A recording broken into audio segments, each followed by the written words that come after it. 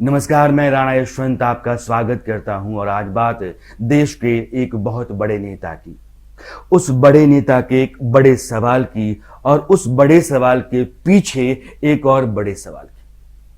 Covid अभी गया नहीं है और इसी दौरान कोविड से बचाव के लिए बनाई गई वैक्सीन फाइजर को लेकर बवाल खड़ा हो गया है। जिन कंपनियों ने शुरुआती दौर में टीका बनाने का ऐलान किया था या दावा किया था, उनमें से अमेरिकी कंपनी फाइजर भी थी। अगर आपको याद हो तो कई प्रयोगों में यह पता चला कि फाइजर ने जो वैक्सीन बनाई उससे बचाव बहुत कम है।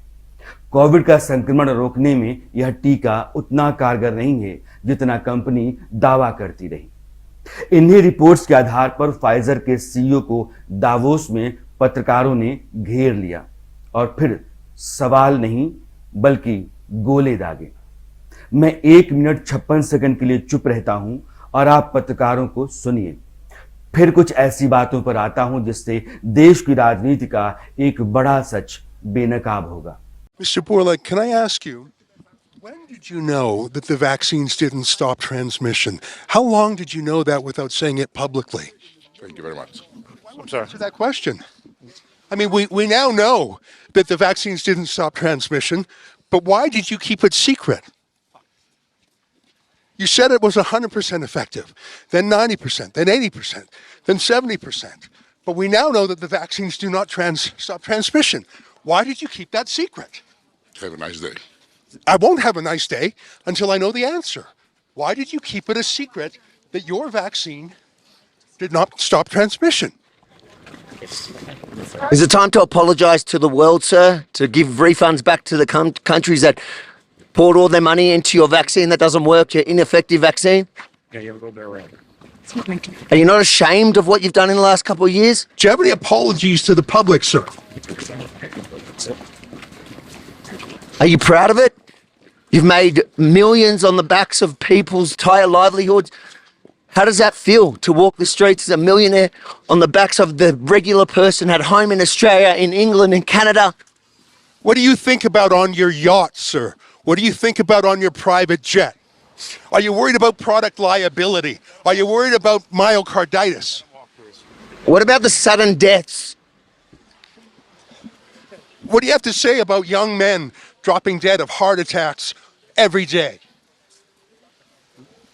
Why won't you answer these basic questions? No apologies, sir? Do you think you should be charged criminally for some of the criminal behaviour you've obviously been a part of? How much money have you personally made off the vaccine? पत्रकार पूछ रहे हैं कि sir आप ये बताओ कि जब आपको पता था कि आपकी वैक्सीन से संक्रमण नहीं रुक रहा तो आपने इसको सीक्रेट क्यों रखा? पहले कहा गया कि वैक्सीन 100% कारगर है, फिर कहा कि नहीं 90%, फिर कहा 80%, फिर 70%। मगर सच ये है कि कोरोना संक्रमण को आपकी वैक्सीन नहीं रोक पा रही है, तो इस बात को छिपाया क्यों गया? पत्रकारों को फाइजर के सीईओ कह रहे हैं कि आपका दिन मंगलमय हो और पत्रकार पलट कर कहता है कि मेरा दिन मंगलमय नहीं होगा। आप ये बताइए कि क्या आप दुनिया से माफी मांगेंगे कि लोगों ने पैसे लगाकर आपकी वैक्सीन खरीदी जो काम की ही नहीं है? आपका जो याच है या प्राइवेट जेट है उसके बारे में आपका क्या कहना है? जो लोग आपके चलते जान गंवा बैठे उनके लिए आप माफी मांगेंगे? आखिर आप ये बताइए कि आपने फाइजर बेचकर कितने पैसे बनाए? आप बुनियादी सवालों का जवाब दे क्यों नहीं रहे हैं? क्या आपके खिलाफ आपराधिक मुकदमा नहीं चलना चाहिए? ये बताइए कि आपने वैक्सीन जो बेची उससे कितने पैसे बनाए?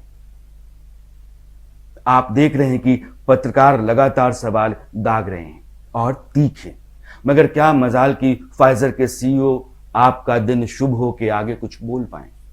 उनकी चुप्पी सारा सच उगल रही थी। पत्रकारों के सवालों में दम नहीं होता तो वे वहीं खड़ा होकर बराबर का जवाब दे रहे होते, लेकिन चोरों की तरह नजर बचाकर रास्ता निकालकर पत्रकारों को घेरे से किसी तरीके से निकल जाना चाहते हैं। अब मामला यह है कि फाइजर जैसे अमेरिकी कंपनी का टीका अगर फेल रहा तो भारत को इससे कितना चिंतित होना चाहिए और यह मामला मैंने क्यों उठाया। मैं आपको देश की सबसे बड़ी विपक्षी पार्टी कांग्रेस के नेता राहुल गांधी का उन दिनों का ट्वीट दिखाना चाहता हूं जब फाइजर देश में अपना वैक्सीन लेकर आने की कोशिश में थी और सरकार उसे मंजूरी नहीं दे रही थी। आपके सामने स्क्रीन पर ट्वीट है। यह ट्वीट नवंबर 2020 का है और राहुल गांधी लिखते हैं कि फाइजर ने भी शानदार वैक्सीन बनाई है। देश में हर आदमी तक यह वैक्सीन कैसे पहुंचाई जाए, इसका उपाय निकाला जाना चाहिए। सरकार को इस बारे में अपनी डिस्ट्रीब्यूशन को लेकर के एक स्ट्रैटेजी बनानी चाहिए।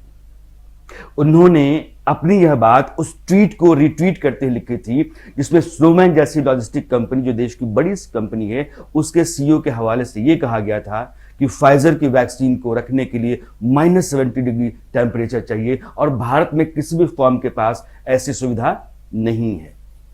जब भारत में वैक्सीन सेफ नहीं रखी जा सकती, फिर भी उसकी वकालत करने की जरूरत क्या? यह वो समय था जब भारत अपनी वैक्सीन पर काम कर रहा था और प्रधानमंत्री नरेंद्र मोदी हैदराबाद, बेंगलोर वैक्सीन बनाने वाली कंपनियों के दौरे पर जा रहे थे। राहुल गांधी की तरह कुछ पत्रकार भी, जो राहुल गांधी की लाइन पर ही लिखते बोलते हैं, आपको दिखते रहते हैं, वे भी फाइजर की घनघोर पैरवी में लगे हुए थे। अगर कभी वक्त आया तो उनके भी ट्वीट्स उन दिनों के मैं आपको दिखा सकता हूं। फिलहाल उनको मैं रोक रहा हूं, लेकिन सवाल इंटेंट का जरूर है। जब भारत ने अपनी वैक्सीन बना ली और कोवैक्सीन, कोविशील्ड को लेकर देश तैयार था, तब भी फाइजर के लिए दनादन बैटिंग हो रही थी। ऐसा क्यों? तयशुदा तौर पर नहीं कहा जा सकता, मगर ऐसा क्यों हो रहा था, यह तो पूछा ही जा सकता है ना। भारत ने 16 जनवरी 2021 से अपने लोगों को टीका लगाना शुरू कर दिया और दिसंबर 2022 तक 220 करोड़ टीका देश के नागरिकों को लगाया जा चुका। दूसरी तरफ यह देखिए कि जिस कंपनी की पैरवी राहुल गांधी कर रहे थे और उनके पिट्ठू कुछ पत्रकार, उसकी सच्चाई यह है कि वह निकम्मी, नालायक वैक्सीन निकली। अगर आप खबरों को खंगालेंगे तो आप पाएंगे कि अप्रैल 2021 में फाइजर भारत में बिना किसी मुनाफे के वैक्सीन भेजने को तैयार हो गई और उस समय भारत में कोविशील्ड और कोवैक्सीन को लगाने का अभियान चल रहा था। मगर इन लोगों की तरफ से देश में बनी वैक्सीन की कहीं से कोई पैरवी नहीं थी तो फाइजर की। एक बात बताना और जरूरी है, भारत दुनिया में सबसे ज्यादा वैक्सीन बनाने वाला देश है। पोलियो को खत्म करने और मीजल्स, रूबेला के लिए टीके भारत ने बनाए, उसकी तारीफ WHO तक ने की। ऐसे में कोविड के खिलाफ देश में बनी वैक्सीन की बजाय अमेरिकी वैक्सीन को लाने के लिए लड़ना और उसकी पैरवी करना, अपनी वैक्सीन पर भरोसा नहीं करना, यह भी एक गंभीर मसला है, सोचा जाना चाहिए।